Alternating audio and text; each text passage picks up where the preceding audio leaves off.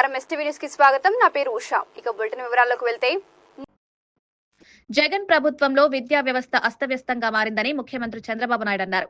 లక్షల మంది విద్యార్థుల జీవితాలతో ఆడుకున్నారని చంద్రబాబు నాయుడు చెప్తున్నారు. పోయిన గవర్నమెంట్ లో చాలా సమస్యలు వచ్చాయి. విద్యా వ్యవస్థను అస్తవ్యస్తం చేశారు. లక్షల మంది విద్యార్థులు జీవితాలతో ఆడుకున్నారు. చాలా బకాయిలు పెట్టిపోయారు. మీరు చూస్తే కోట్ల రూపాయలు 6,500 కోట్లు ఒక్క విద్యాశాఖలో బకాయిలు పెట్టడం, డబ్బులు ఎగ్గొట్టడం, ఇష్టానుసారంగా పోస్టింగ్స్ ఇవ్వకుండా పోవడం చాలా చేశారు.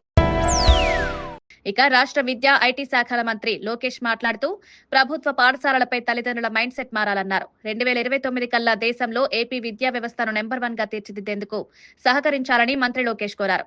విద్యతో పాటు నైతిక విలువలపై దృష్టి పెట్టాలని పిలుపునిచ్చారు. ప్రభుత్వ పాఠశాలలంటే కొంతమందికి చిన్న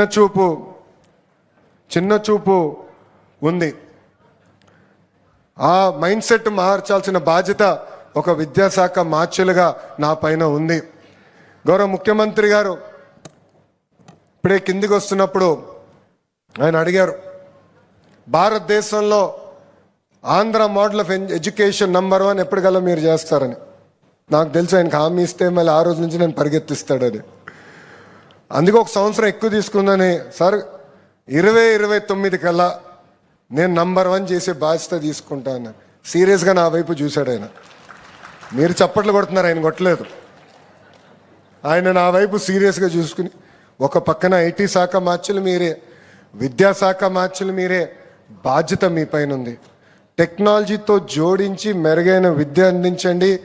కేవలం 2 సంవత్సరాలు ఇస్తున్నా ఆంధ్ర మోడల్ ఆఫ్ ఎడ్యుకేషన్ భారతదేశంలోనే నంబర్ 1 చేయండి అనే ఆదేశాలు ఆయన ఈరోజు నాకు జారీ చేశారు.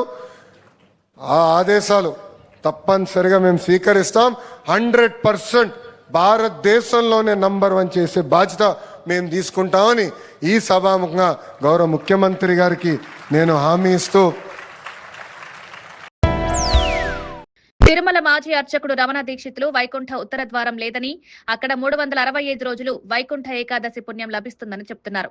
11వ శతాబ్దంలో ఆనంద నిలయ విమానాన్ని పెద్దది చేసినప్పుడు వైకుంఠ ద్వార దర్శనం ఏర్పాటు చేశారని, దీన్నే వైకుంఠ ద్వారంగా వాడుతున్నారని, ఇది ఉత్తరముఖం కాదంటున్నారు. ఉత్తరముఖంలో ఉన్న శ్రీవారు విమాన వెంకటేశ్వరుని దర్శించుకుంటే ఉత్తర ద్వార దర్శనం చేసుకున్నంత పుణ్యమని రమణ దీక్షితులు చెప్పిన వీడియో వైరల్ అవుతోంది. తిరుమలలో ఉత్తర ద్వారం లేదు. తిరుమలలో ఈ 365 రోజులు వైకుంఠ ఏకాదశి పుణ్యం ఉంటుంది ఎప్పుడు. ఎందుకంటే మామూలుగా వైకుంఠ ఏకాదశి నాడు ఉత్తర ద్వారం గుండా ఉత్సవాలు వెళ్తారు. అప్పుడు ఆ ఒక్కరోజు మాత్రం ఆ ఉత్తర ద్వారం తెరిచి ఉంచి అందులో నుంచి ఉత్సవాలు విశేష తిరువాభరణాలతో అలంకారమై వెళ్తే భక్తులందరూ గోవిందనామాలతో వెనక వెళ్తారు. ఆ వైకుంఠ ద్వారం గుండా వెళితే వాళ్ళకి వైకుంఠ ప్రాప్తి కలుగుతుంది అనేది వైష్ణవ సాంప్రదాయం. తిరుమలలో ఉత్తర ద్వారం లేదు.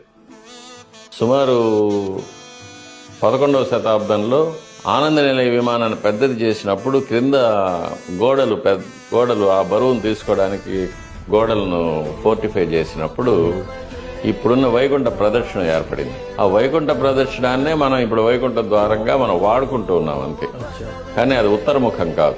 కానీ విశేషం ఏమంటే ఆనంద నిలయ విమానంలో ఉత్తరముఖంగా పరమపదనాథులు వేంచేస్తున్నారు. స్వామివారు వైకుంఠంలో ఎలా ఉంటారో పరవ్యూహంలో వేంచేస్తున్నారు. తర్వాత వాయవ్యమూలలో విమాన వెంకటేశ్వర స్వామి ఉన్నారు. ఆయన ఉత్తరముఖంగా ఉంటారు. కాబట్టి స్వామివారిని లోపల మూలవలను దర్శించుకొని ప్రదర్శనంగా వచ్చినప్పుడు ఉత్తరముఖంగా ఉన్న పరమపదనాథుల్ని విమాన వెంకటేశ్వర స్వామిని దర్శించుకుంటే వైకుంఠ ఏకాదశి నాడు స్వామివారిని దర్శించుకున్న ఫలితం కలుగుతుంది అనేది. అది 365 రోజులు దర్శనం ఉంటుంది. మేము చేసే వీడియోస్ మీకు నచ్చినట్లయితే లైక్ చేయండి. అలాగే మరిన్ని ఇంట్రెస్టింగ్ అప్డేట్స్ కోసం మా ఎస్టీవీ తెలుగు ఛానల్ ని సబ్స్క్రైబ్ చేసుకోండి.